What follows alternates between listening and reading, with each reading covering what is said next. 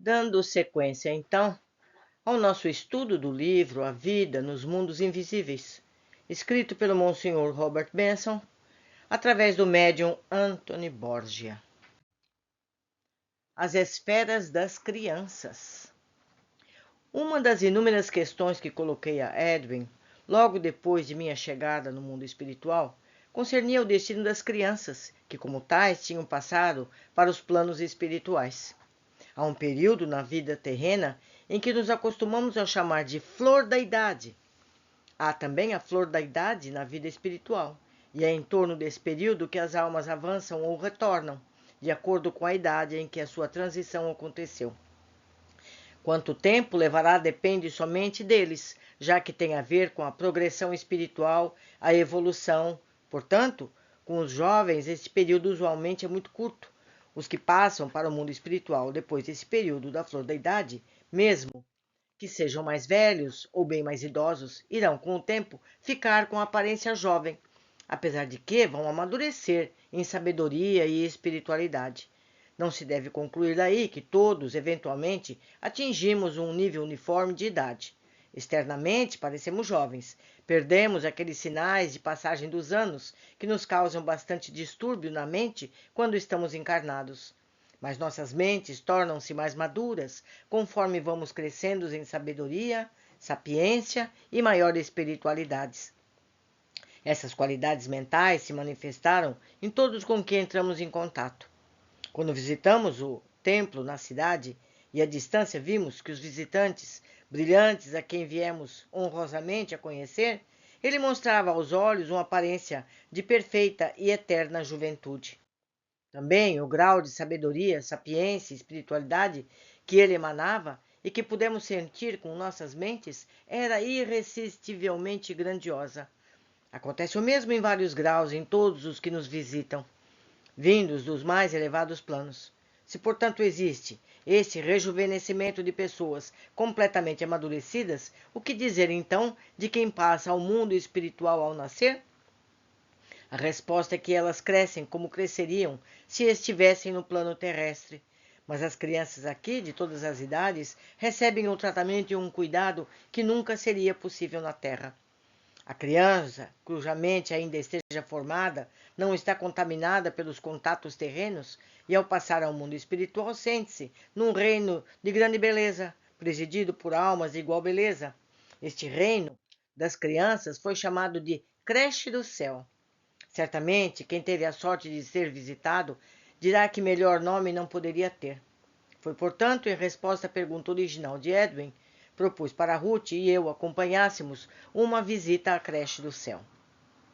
Dirigimos-nos à fronteira entre o reino mais elevado e o nosso. Viramos em direção à casa de Edwin. Já podíamos sentir a atmosfera mais rarefeita, apesar de não ser tão pronunciada que causasse inconveniência ou desconforto. Percebi que essa atmosfera tinha mais cores, muito mais do que nas regiões desse plano. Era como se fachos de luz estivessem se encontrando, espalhando suas irradiações sobre todas as paisagens. Esses fachos de luz estavam sempre em movimento, entrelaçando-se entre si, produzindo uma mistura de cores mais delicadas e belas, como na sucessão do arco-íris. Eram extremamente repousantes, mas também continham vitalidade e, como pareceu a Ruth e a mim, iluminação de alegria. Sentimos que tristeza e felicidade seriam totalmente impossíveis por aqui. O campo assumiu uma cor mais brilhante em seu verde. As árvores não eram tão altas, mas eram tão simétricas quanto as demais deste reino e cresciam perfeitamente. Depois de termos andado uma distância pequena, a atmosfera tornou-se clara pelos fachos de luz, mais parecida com a nossa esfera. Mas havia uma diferença estranha e sutil que confundiu o visitante em sua primeira visita. E vinha, como Edwin nos contou, da espiritualidade essencial das crianças que moravam ali. Alguma coisa similar a isso pode ser encontrada quando alguém é privilegiado ao passear num reino mais elevado do que aquele onde normalmente reside. É quase como se fosse um grande grau de força ascensional no ar, a parte do notável efeito de elevação da mente. Vimos muitos edifícios diante de nós, à proporção que andávamos na grama macia. Não eram muito altos, mas eram amplos em extensão. Eram situados em lugares bastante agradáveis, entre árvores e jardins. Flores, desnecessário dizer, cresciam abundantemente por toda parte, em canteiros artisticamente arranjados, também em declives gramados, debaixo das árvores. Percebi que em alguns lugares as flores, que têm suas contrapartes no plano da terra, crescem sozinhas. Aquelas que são do mundo espiritual são separadas delas. Disseram-nos que não havia razão especial para tal segregação, mas que assim foi feito para demonstrar a distinção entre as duas categorias de flores, as espirituais e as terrenas. Lindas como as flores terrenas são as que crescem também aqui, mas não podem haver comparação com as que existem só no mundo espiritual. Aqui, novamente, ficamos limitados pela experiência terrena ao tentarmos descrevê-las. Não são só as cores mais ricas, mas as conformações das flores e folhas apresentam tal abundância e beleza de desenho sem paralelo, que não temos exemplo terreno para usar numa comparação. Mas não suponha que essas flores magníficas venham em estufas, longe disso. A superabundância, mais a grande força de variedade dos seus perfumes, rapidamente tiraria qualquer ideia de raridade. Não era o caso de se cultivar a beleza do desabrochar delas, perdendo-se o perfume. Todas elas possuíam a qualidade comum a tudo que cresce por aqui, que é emanar energia, não só por meio de seus aromas, mas também através do contato. Eu já tinha tentado a experiência de segurar uma flor com as mãos em concha. Foi Ruth que me ensinou. Senti uma corrente de força vital fluindo pelos meus braços. Víamos lindos lagos, lagoas pequenas, em cuja superfície estavam florescendo as mais lindas flores aquáticas, de lindas colorações. Em outra direção, podíamos ver grandes áreas de água, como uma série de lagos com muitos barcos pequeninos flutuando serenamente. Os prédios eram construídos de uma substância que tinha a aparência de alabastro. Tinham tonalidades de variadas cores, como estamos acostumados a ver nas sutis variações do arco-íris da Terra. O estilo de arquitetura parecia, na maior parte, com o de nosso reino. Alguns dos prédios traziam em sua fachada uns entalhes magníficos de objetos naturais, como árvores e flores, enquanto outros traziam relevos sobre as atitudes normais do mundo espiritual.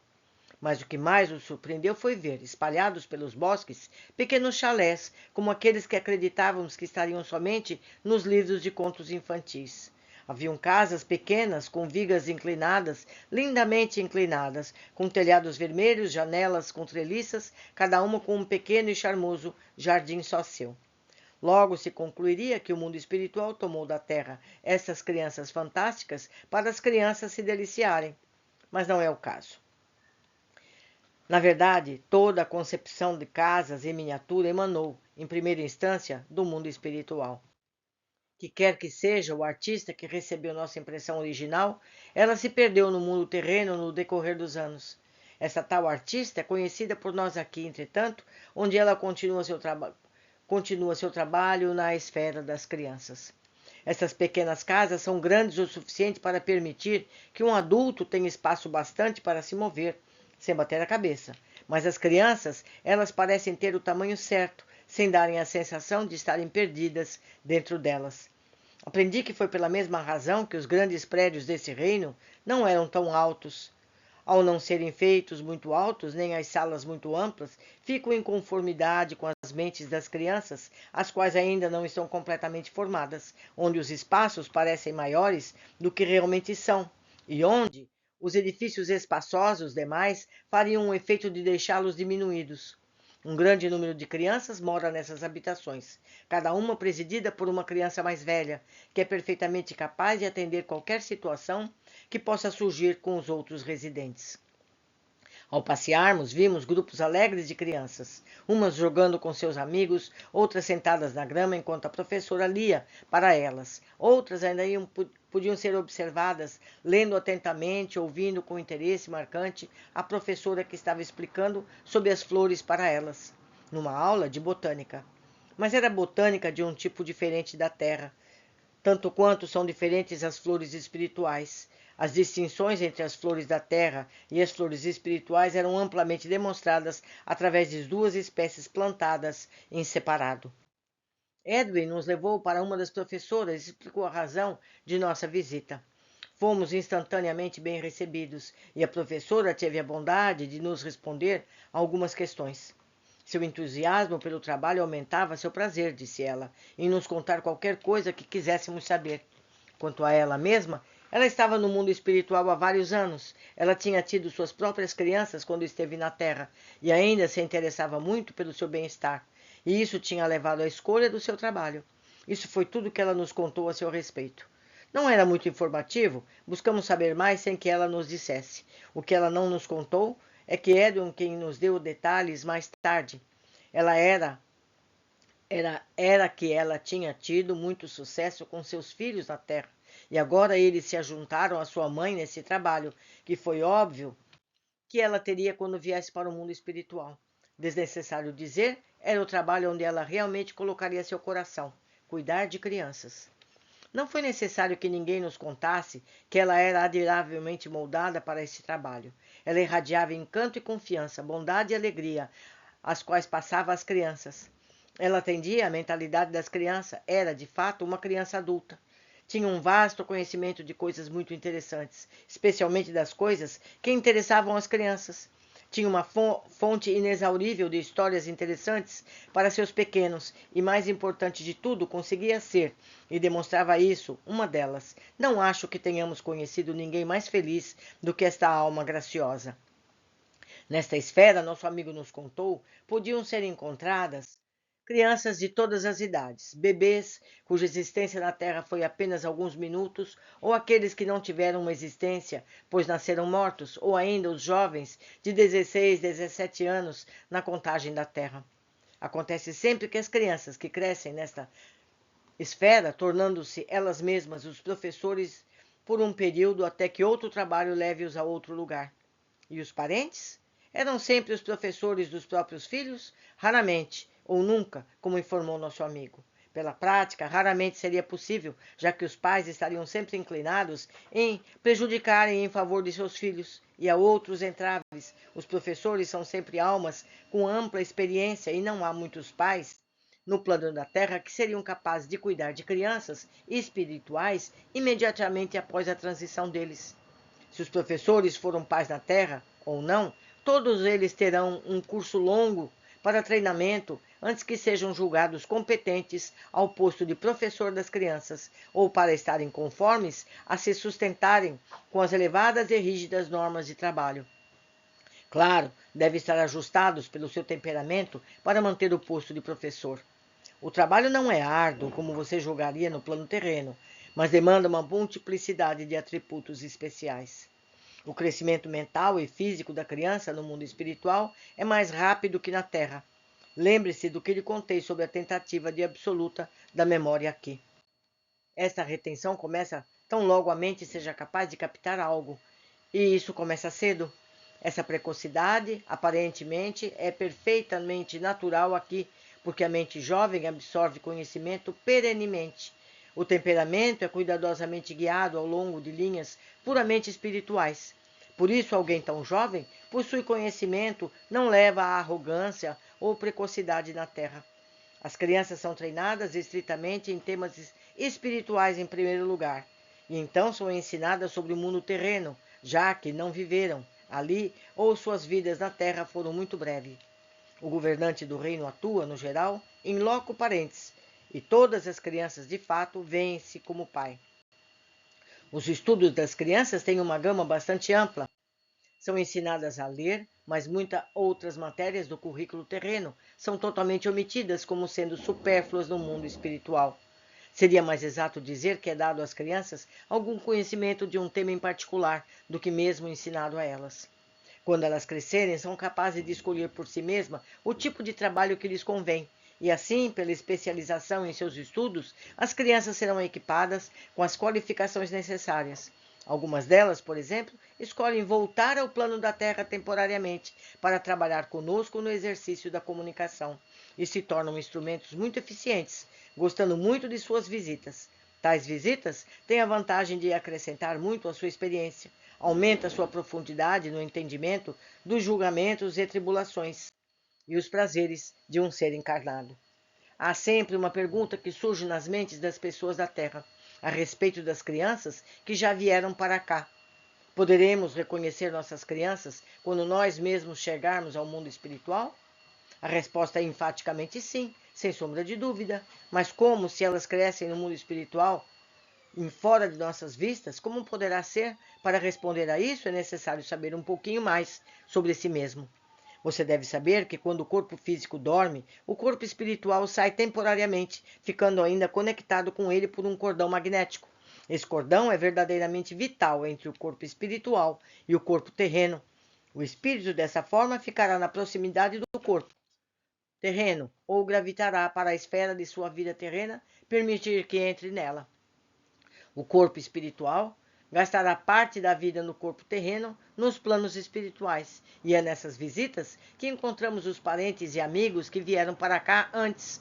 E, similarmente, nessas vidas, os pais podem encontrar seus filhos, ver seu crescimento.